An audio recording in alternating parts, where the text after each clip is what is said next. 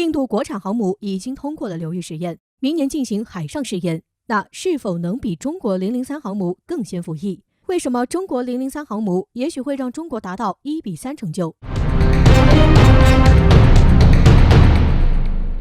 印度的国防制造能力一直都是网友们的关注焦点之一，其国产航母从准备建造阶段就充满了未知数，而最近时不时就要出点小问题的印度国产航母终于通过了流域试验。据海军新闻网站11月30号报道，11月30号，印度国产航母 IAS-1 Insvacant 刚刚在印度的高知 Cochin 船厂已经通过了流域试验。而印度南方海军司令部的上将表示，这意味着印度的航母将进入最后阶段，预计2021年初开始进行海上试验。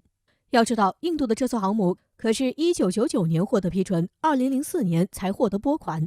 到2006年安装龙骨正式启动，到今年2020年年底了，服役时间也是一推再推。而中国航母都已经服役2艘了，目前第3艘服役时间也就是在这2年。那么，印度这艘航母最后会比003型航母更先服役吗？先说一下目前003航母的最新建造进度。从流露出来的各种卫星图上看，003航母目前似乎已经完成组合安装了。不过，由于图片模糊不清，不能确定。但是，按照中国速度，完成最后的组装速度不会太慢。那么，下一步就是上漆、吊装建岛了。在之后进行下水仪式后，航母开始拥有生命。再花上一点点时间进行建装工作以后，开始2次海试，一次建造者海试，一次出海海试。2次成功通过后，这就是一艘完整的航母了，可以收拾服役了。这是003航母的建造进度和以后需要完成的项目，看起来似乎比印度要落后很多，不一定就能超过印度航母的建造，达成印度建1艘，中国建3艘的成就。不过这个就要仔细说到了。印度的维克兰特号航母目前应该是在进行海试前期测试功能的进度，之后可还有建造商海试和出海海试呢。如果不通过，可就要打回重造了。而印度的建造能力，别看是说的天花乱坠，其实大多数都是往夸张的说。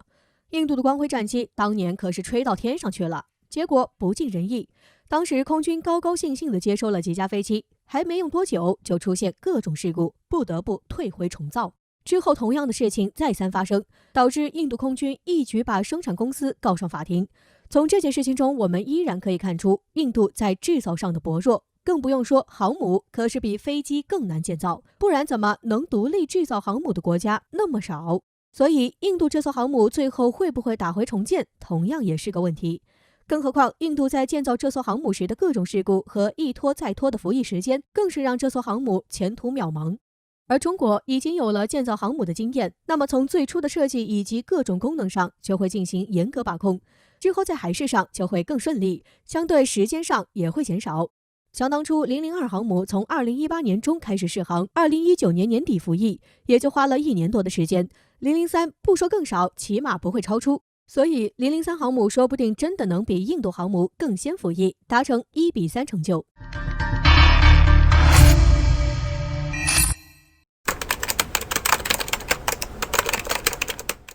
现代战争中，矛的升级也催化出了盾的进步。隐身雷达在当前军备体系中可谓是一颗新星。而最近有消息指出，俄罗斯正在出售其研制的一款反引雷达，印度正是其目标客户之一。这对于我国来说又会产生怎么样的影响呢？环球时报12月1日援引了美国军事网站防护世界的一篇报道显示，俄罗斯国防出口公司宣称，该公司正式对外出售俄制的 P182普利马反引雷达。而该公司还强调，出口的目标客户主要是东南亚地区国家和中东地区国家。需要注意的是，且不论这款反引雷达的功能如何，光是其官方透露的目标客户群体就有些微妙。就需求强度而言，此刻需要警惕隐身战机的，也就无外乎就是印度和伊朗。而对于我国来说，伊朗买不买与我们关系不大，而印度呢？如果它成为了主要目标客户，对我国来说会有威胁吗？按照俄罗斯国防出口公司的总经理亚历山大·米赫耶夫的介绍来看，这个 P182反引雷达是一种2D 监视雷达，采用了一种便携式设计。整个雷达可以安装在一辆卡车上，展开和收拢需要5分钟，而操作仅需2人就能够完成。整体检测距离在320公里左右，工作频段在米波频段 VHF。而这种反引雷达本身是基于苏联时期 P-18雷达改装而来，本身就带有了那个时代雷达技术固有的局限性。一方面是2D 雷达，通俗的话来说，就是哪怕追踪到隐身目标，也只是知道大致的方向和距离。换而言之，提供的仅仅是一个提前预警的机会，而不是真的引导防空设备进行打击。另一方面 P-182反引雷达是米波雷达，也就不可避免都有着米波式的固有问题，精度数值偏差极大。这个问题就不单单是2D 和3D 能够解决的，探索精度在几十米到几百米不等，这几乎也只能起到预警的作用。除非我国的空中隐身单位的体积能够突破模糊精度的限制，随便往天上打一发导弹就能命中。因此，与其说俄罗斯出售的是一款反隐身雷达，不如说俄罗斯出售的是一款预警雷达，也就是用来薅印度人羊毛的。而这种预警雷达在等量级对手的较量中，后续能够表现优异。然而在装备差距过大时，却几乎毫无用处。以印度的空防实力和导弹水准，哪怕知道有歼20靠近，恐怕也没法及时应对。更何况通过天上无数个农林牧渔类的遥感卫星，这些反引雷达恐怕都逃不过火箭弹洗地的命。按照有网友的讽刺，印度就算买了，也不会有出手的机会。因此，哪怕印度采购了俄罗斯的反引雷达，对于我国歼20来说，也不会产生影响。毕竟，按照毛子军售的一贯套路，卖出去的也基本就是个删减版。到底有没有俄罗斯吹出来的功能都不好说。在10月底，叙利亚战场上就出现过类似情况，号称最强近程防空的铠甲 S1系统就被以色列彻底撕破，整场战斗毫无作用，全程静默。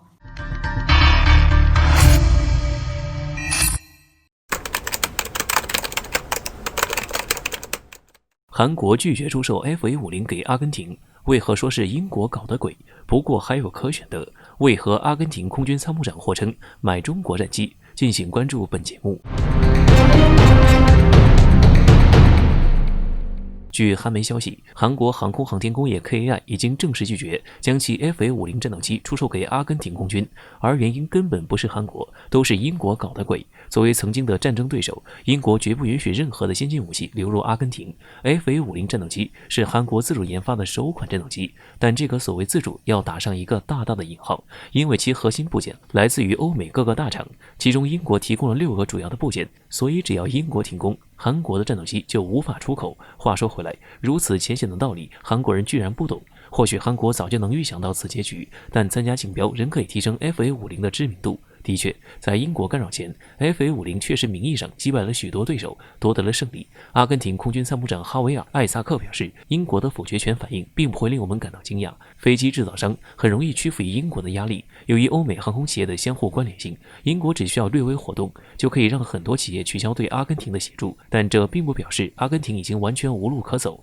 阿根廷当局通过了一项法律，根据该法律启动了军事产品生产本地化计划。这样一来，阿根廷只有俄罗斯和中国的战斗机可以选。苏35是俄罗斯一类的高端战机，价格可不便宜，唯一阿根廷能消费得起的就只有雅克130教练机。阿根廷空军参谋长表示，或许空军有可能购买中国战斗机 GF-17，这架中国设计的飞机是在巴基斯坦生产的。空军特别委员会于2017年参观了这架飞机，并留下了深刻的印象。更令阿根廷方面期待的是，该机并没有停留在现有的技术状态，目前Block 3版本已经接近研发完成，这几乎是一款完全不同的飞机。它将安装有源相控制雷达天线，具备发射各种远程空对空和空对地武器的能力。将军表示，如果真的能成功引进，这对阿根廷空军的实力会是一个质的突破，因为目前阿根廷空军依然只有 A4 天鹰和幻影，而未来美国和法国都不会再给阿根廷提供战机，甚至配件。枭龙理论上拥有着比 FA50 更强的战斗力， FA50 目前并不具备发射中距空攻导弹的能力，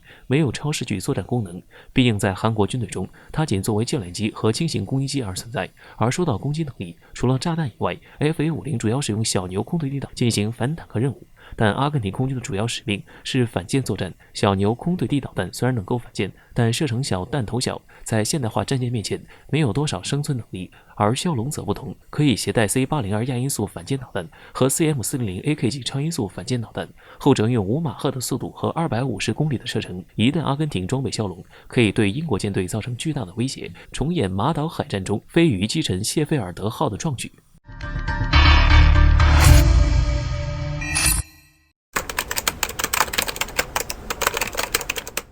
苏57首次成功外销阿尔及利亚后，印度真打算购买苏57吗？为何印专家认为歼20再发展10年，印度将无法对付中国空军？敬请关注本节目了解详情。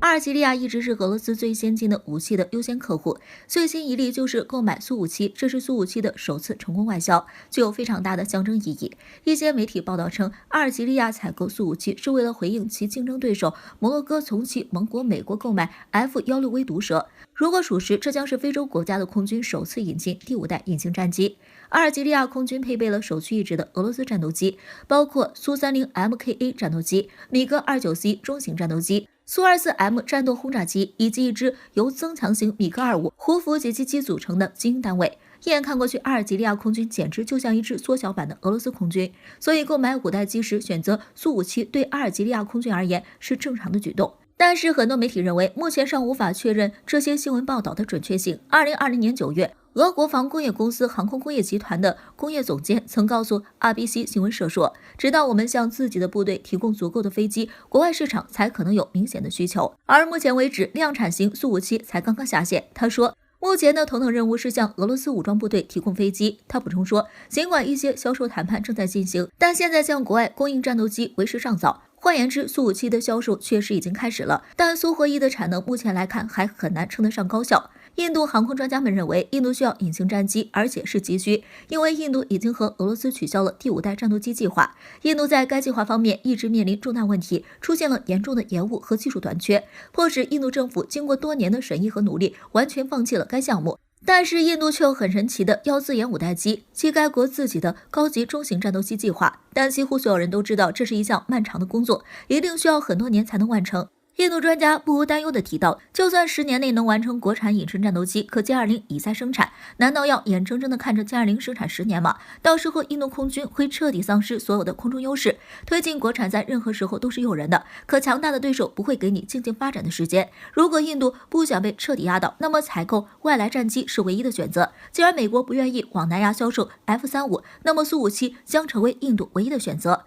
无论苏57的设计中存在多少缺陷，它的存在依然可以令对手无法轻视。印度并非不知道苏57的缺陷，印度专家称，俄罗斯战斗机似乎还是专注于老旧的战斗方式。印度专家认为，如果让歼20再发展10年，印度将无法对付中国空军。因为此时中国空军还在上升期，歼20的性能会进一步完善，产能进一步增加，而中国在航电设备方面已经领先于俄罗斯。因此，印度专家们的建议是，印度空军若打算继续参与战斗，那么只能购买苏57战斗机，是印度空军唯一可行的选择。虽然话语难听，未来10年内，印度唯一能依赖的也就是苏57能够在未来更为成熟和强大，否则无法抗衡中国空军。